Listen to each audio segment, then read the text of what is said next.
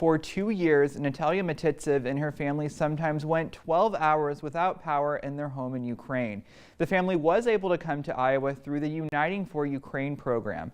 Now they fear their safety net could be stripped away. There were times that we were in the bomb shelter even 5 times a day. Natalia Matitsev will never forget October 31st, 2024, the day she arrived to the U.S. We have to think about future of our kids, and that's why we moved out from Ukraine. A nonprofit called Iowa Nice helped the Ukrainian family of 5 settle into the small town of DeWitt, assisting with employment and a place to live. We have a community that has put together a really nice transitional program for these families so that they are provided with temporary housing, transportation, and really everything that they need to get started. A recent report from Reuters alleges President Trump is weighing revoking temporary protections for thousands of Ukrainians. White House Press Secretary Caroline Leavitt pushed back on X, saying, quote, "No decision has been made at this time." Still, the report has Natalia worried that she may soon be sent back to a war-torn country. Lots of our Ukrainians are dying right now, and I don't know. I'm really afraid of coming back to Ukraine, but we don't have any other place to live in. The U.S., Natalia says, has a reputation of being a top ally to Ukraine, and she hopes it stays that way. The U.S. was just like an old brother that it was helping us, giving us the right way to live, to move, and we were always ally on U.S. government and U.S. people. Iowa Nice was in the process of establishing a second chapter in Dubuque just before Trump was elected. The chapter was supposed to help 3 families. However, their applications are no longer being processed by U.S. Immigration Services. Very few people thought Drake would return to the MVC tournament finals with a chance to pull off a three-peat and punch their ticket to the big dance. But they did it anyway with a new coach and pretty much a new roster. Drake facing off against Bradley. These teams split their regular season matchups, and it was a slow start for Drake. Darius Hannah spins and dunks to put Bradley up 10-6 early, but Bennett Sturts was the Drake offense early. He creates space for the 3 and sinks it. The Bulldogs take a 15-12 lead. Jumping to the end of the half, Sturts blocks Duke Dean's shot. Tavion Banks goes the other way and gets it to Isaiah Jackson at the buzzer. That's a 7-0 run. The Bulldogs up 4 at the break. The Dogs open the second half strong. This time Jackson creating with the dish to Cam Manuel for the slam. Drake in the middle of a 13-0 run, and after building an 11-point lead, Bradley cut it to 5. Sturts silences that run though with the backbreaker. The Larry Bird Player of the Year scores 24 points. Then an exclamation point from him there. Drake defeats Bradley 63-48 to win the Valley Tournament title for the 3rd year in a row. Local 5's Jake Brent has more from St. Louis. This isn't your average three-peat. A brand new staff and an almost brand new roster comes into St. Louis and wins the Valley Tournament. But don't get this twisted. Ben McCullum and his squad know how to win. They proved it year in, year out at the Division II level, and now they're the kings of the Valley. A special journey that started a year ago will continue into March Madness. You feel it. You see it on everybody's faces. Everybody's having a great time. There's no words to describe it. You just enjoy the moment while you have it. It's been a journey, and I feel like if you take the journey in, it's not about this, it's about the journey. And yeah, I mean, it's been a grind this season, coming into the summer. Just making a lot of memories with my teammates. It's been great. We didn't try to just win right away, right? Our objective was to get the right kids that would create a culture that we wanted to be around every day and that would fight for each other. And then the results just took care of themselves, and then obviously 30 wins later, we had some good results. It'll be a stress-free week waiting for Selection Sunday. The Bulldogs are in the big dance for the 3rd season in a row. From St. Louis, Jake Brand, Local 5 Sports. The state is now working to provide schools and parents more flexibility on what allows your student to be excused from class. And as our Connor O'Neill reports, it's because the Senate is working to fix the state's schools' chronic absenteeism policy that it passed just last year. Iowa lawmakers passed a bill in 2024 that states a student who misses more than 10% of days is considered chronically absent and would require the county attorney to send a notice by mail to a parent or guardian. Now, an advancing Senate bill that was debated Monday would allow the notice to be sent by email or text. That was proposed because lawmakers said in a committee meeting last month they've received lots of calls from parents and superintendents regarding existing law. We do not need to list every possible circumstance that may constitute a legitimate absence. I think this makes reasonable adjustments to what was passed last year, and it's all based on feedback we've heard from school districts, parents, and community members, school board members. Current state law says schools would need to schedule an engagement meeting with students who are absent for 15% of days in a grading period. This Senate bill would now only require that meeting if the absences negatively impact the student's grades. Another notable change the Senate looks to make would change the existing policy to not apply for students who are absent for military entrance processing, a wedding, or a funeral. However, opponents of the bill claim it doesn't offer enough and students shouldn't be considered truant for FFA activities or college visits. Because there is always something that the people in this room did not account for. Clearly, the majority wasn't listening and didn't get it the first time around, and there's likely something the majority is missing again. The Iowa Department of Education would be creating this policy, but school districts wouldn't be required to adhere to it, instead have it as a resource as they work to comply with Iowa's chronic absenteeism law. Reporting from the State House, Connor O'Neill, Local 5 News. A current state law says that if a student is absent 20% of days, they are considered truant, and the county attorney's office can file charges against the family. Iowa State University is starting to rescind some offers to prospective students who were already accepted to graduate programs. Local 5's Alex Fulton explains why the university is making these changes. Alex.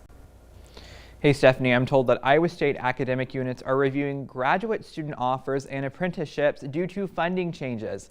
Last month, the Trump administration announced it is cutting federal funding through the National Institute of Health by over $8 billion a year. I first learned about Iowa State making changes after a student posted this letter on Reddit. It appears to be from ISU's chemistry department for someone who was at one point accepted into the graduate program. It states that the applicant's offer has been withdrawn due to, quote, uncertainties with federal research funding. I asked an Iowa State spokesperson if the letter is legit, and she didn't answer my question. The spokesperson instead said in a statement, quote, based on unprecedented acceptance rates and uncertainties with funding, some departments have made the prudent yet difficult decision to rescind offers to some graduate students who had not yet accepted their offer of admission. Here are 3 things we are still working to find out: how many offers were rescinded, what departments are cutting back, and if the Trump administration funding cuts played a part.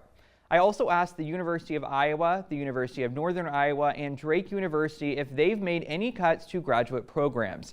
UNI said not at this point, and Drake needed some more time to give an answer. Iowa referred me to a university webpage with guidance on federal funding changes for faculty researchers. I tried reaching out to the Reddit user who made the post. The user, who identified themselves as an international PhD student, did not respond to my request for comment. Well, in just the past few minutes, the Polk County Board of Supervisors agreed to pay County Administrator John Norris more than $500,000 in exchange for his resignation. Our Megan McPherson sat in on that meeting, which wrapped up just a bit ago. Megan, what did the supervisors say about all of this?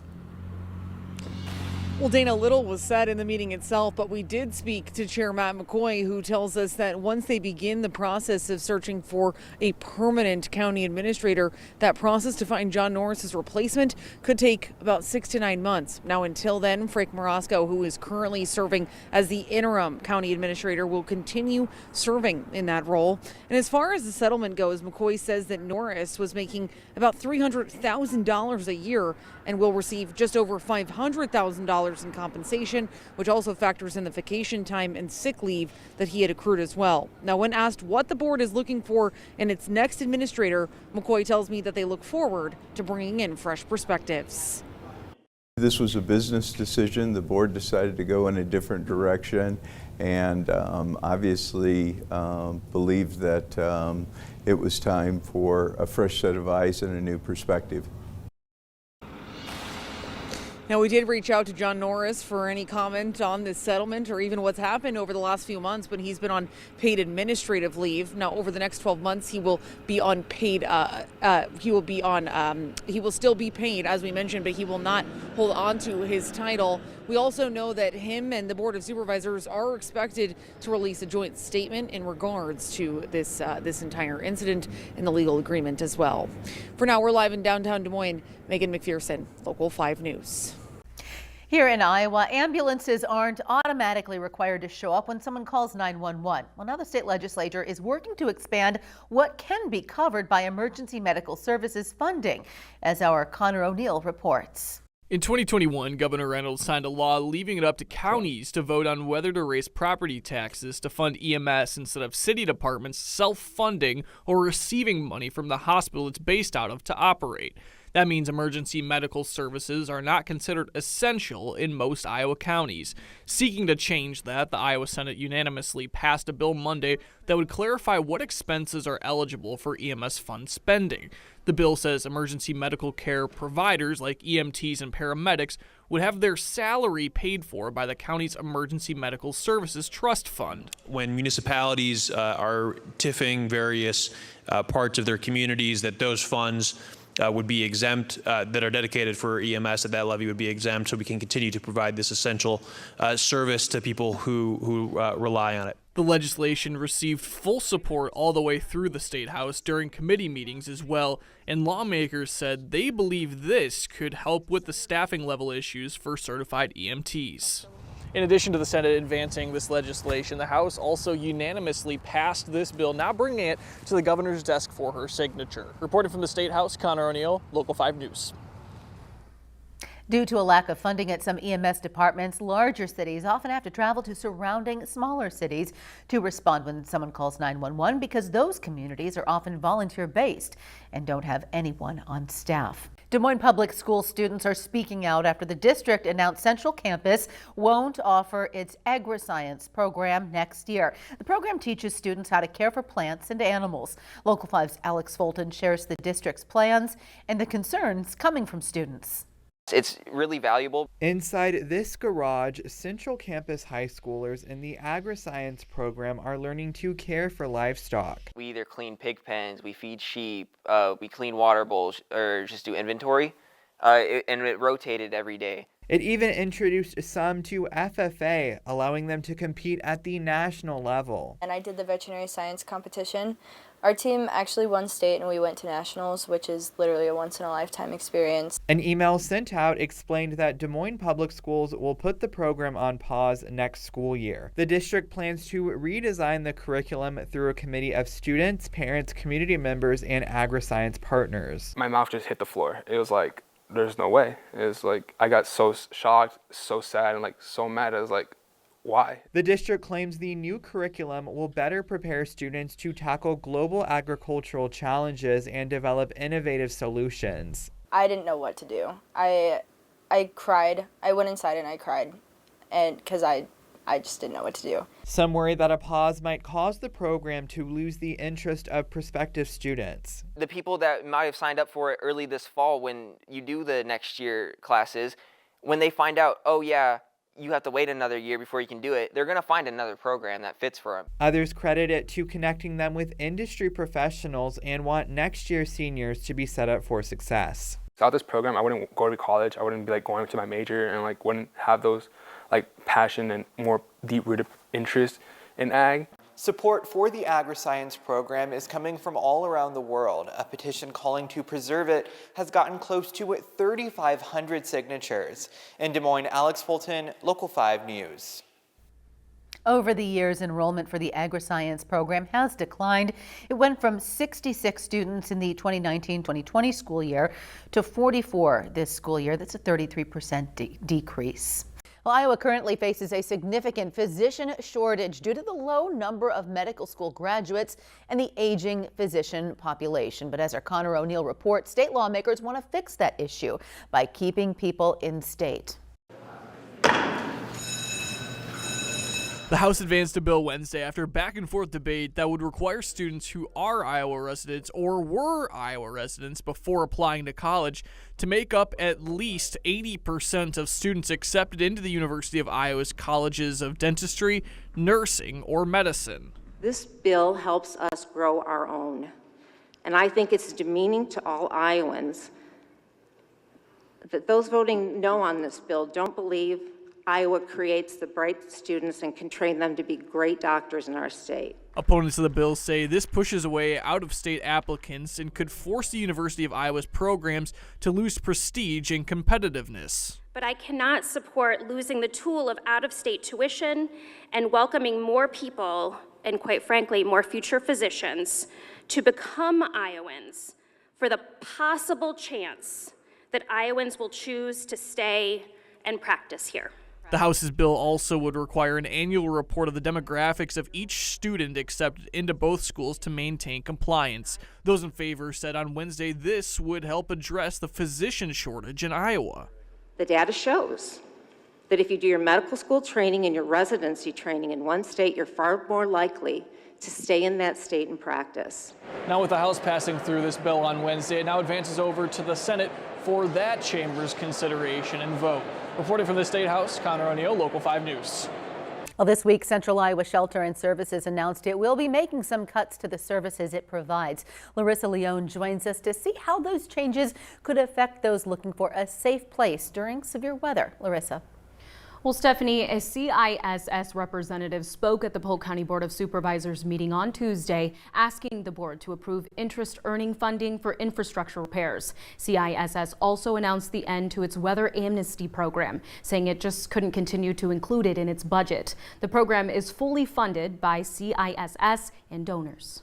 Number 38A, resolution approving ERA2 interest earning funding to Central Iowa Shelter and Services for critical safety infrastructure repairs to the emergency shelter facility. Central Iowa Shelter and Services met with the Polk County Board of Supervisors to announce changes they're making to their services and to ask for more financial support. One of the most notable changes is the end of its weather amnesty program. In just a 10-day period in January under weather amnesty, the expense was $100,500.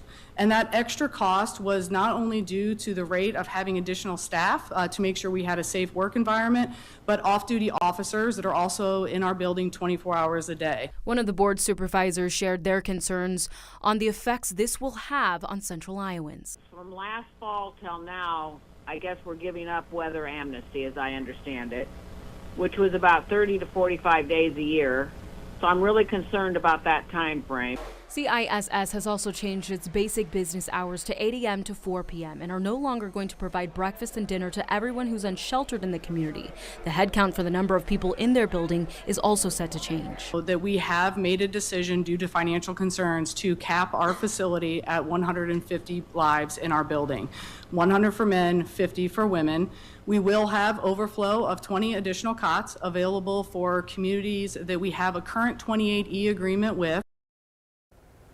CISS is asking the board to approve interest earning funding from infrastructure repairs, saying the first phase would require $298,000 that will be utilized for critical infrastructure. CSSI says it's set to bring phase 2 to the board on March 25th. Well, the USDA is getting rid of 2 programs that allowed farmers to give their crops to food banks, food pantries, and schools. The state of Iowa alone was supposed to receive $11.3 million for the programs. The cuts are a part of the Trump administration's larger review of all federal spending. Local 5's Alex Fulton shares how one of the programs helped a farmer right here in Central Iowa. Brian Moore with Wild Rose Pasture says the benefits of the local food purchase assistance program were twofold. On one hand, it helped low-income families get fresh food on the table. On the other hand, it helped Ryan grow his farm. Just last year, Ryan Marquardt pocketed $4,000 through the local food purchase assistance program. A lot of that money that flows through me, buys equipment and other things like that. A local food hub would first receive federal funding to order his eggs, turkey, and beef products. It would kind of help dictate a degree of your demand, so you knew for certainty you could do this. So it reduced the amount of speculation in what you grow. The local food hub would then distribute it to those who need it most. then that supply would then go toward either food banks, food pantries, or specifically identified families in need. If you want to talk about wasteful spending, this was not that. Giselle Bruskowitz is upset about the program being cut. She's with Iowa Valley Resource Conservation and Development, a nonprofit dedicated to improving the state's food system. It's going to hit all across, from people who are accessing the food, the schools, the farmers, everybody's going to feel it. Others don't see it the same way. Iowa Secretary of Agriculture Mike Nag says it's time to move on from an initiative introduced during the pandemic. Frankly, this local food purchase program that was being administered was a COVID-era program, and we're 5 years on from COVID. Let's reevaluate those things. Farmer Ryan has seen successes and wishes the program would have been protected. This program was very unique in what it did. Like nothing else has really provided that kind of stability to the local food marketplace that this program did. In Van Meter, Alex Fulton, Local 5 News. Secretary of Agriculture Nag on Monday announced the Choose Iowa purchasing program for schools. It provides $70,000 to connect schools with fresh food from local farms and small businesses. State lawmakers in the House just advanced legislation today that would reimburse county jails for holding certain and sometimes extra people when they're already overcrowded. Our Connor O'Neill has more. With bipartisan support, the Iowa House approved and passed their bill Thursday to require the Iowa Department of Health and Human Services to reimburse a county $50 per day when its county jail has to hold a sexually violent predator who has committed a public offense. It is a good bill. I encourage support of it. The bill is flexible enough that should it need to go to other places, that is also to be allowed. The bill comes at a time when the Iowa Department of Corrections reports that nearly 20% of the state's prisons are overcrowded, and many county jails are having to send inmates to surrounding facilities due to a lack of space and funding to expand their existing structures. The bill passed with unanimous consent from both sides and included an added provision from House Republicans. To reimburse a county jail $50 per day if a resident of the Cherokee Civil Commitment Unit for sex offenders is a resident located at a county jail. Meaning HHS would also have to pay the fees when a sexually violent predator is sent to the state's Mental Health Institute at Cherokee for psychiatric services. Lawmakers added that this legislation would also allow other mental health institutes to take in those individuals as well as needed per the policy. Reporting from the State House, Connor O'Neill, Local 5 News. An outbreak of measles is spreading to more states this evening. Cases now confirmed in at least 15 states from California to New York. Vermont and Maryland have confirmed their first cases this week, and new cases have popped up in Oklahoma. So far this year, there has been one confirmed death from the disease, and another death is under investigation. Tonight, Local 5 spoke with the Polk County Health Department and a pediatric infectious disease doctor at Blink Children's Hospital. They shared how they believe a measles outbreak could affect us here in Iowa.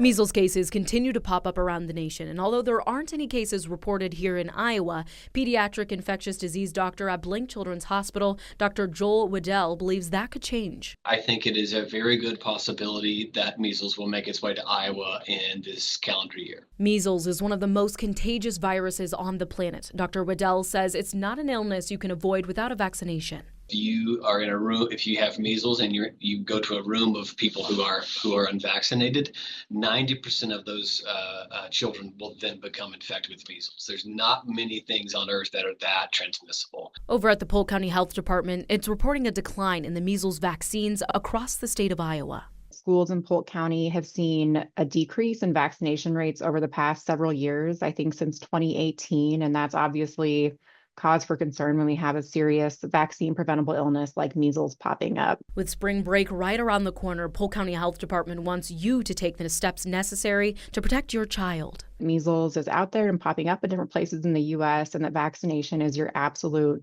best protection against measles. Well, St. Patrick's Day is almost upon us, and one lucky marching band here in Iowa will be celebrating in style this year. The Royal Brigade at Woking Northwest High School will travel to Dublin, Ireland for a chance to perform in the official St. Patrick's Day parade.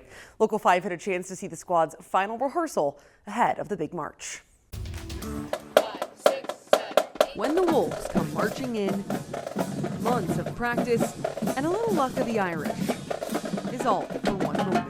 to move a marching band with all of its equipment across the pond. That's no easy task for director Chad Friesleban. Here we go! And the Royal Brigade of Waukee Northwest High School. Definitely going to be a pivotal part of my high school experience. The band will be marching for 2 miles in Dublin's official St. Patrick's Day parade. A once-in-a-lifetime opportunity in the holiday's birthplace. I have not heard of a marching band going out of the country, so I think that's pretty special. But before they can perform in front of thousands, 100 students suited up for one final practice at home. It's been a little chaotic. No spring break trip would be complete without sightseeing and some quality time with friends. It'll be fun. Especially with all my friends, it'll be really great. I'm expecting to have a lot of fun. Judges will be ranking the brigade's performance against other marching bands from across the country. But students say the trip itself is the real prize. I'm really looking forward to obviously just like seeing what Europe was like. For many of these kids, they've never been to Ireland or to a place like this, so it's going to be eye-opening for them.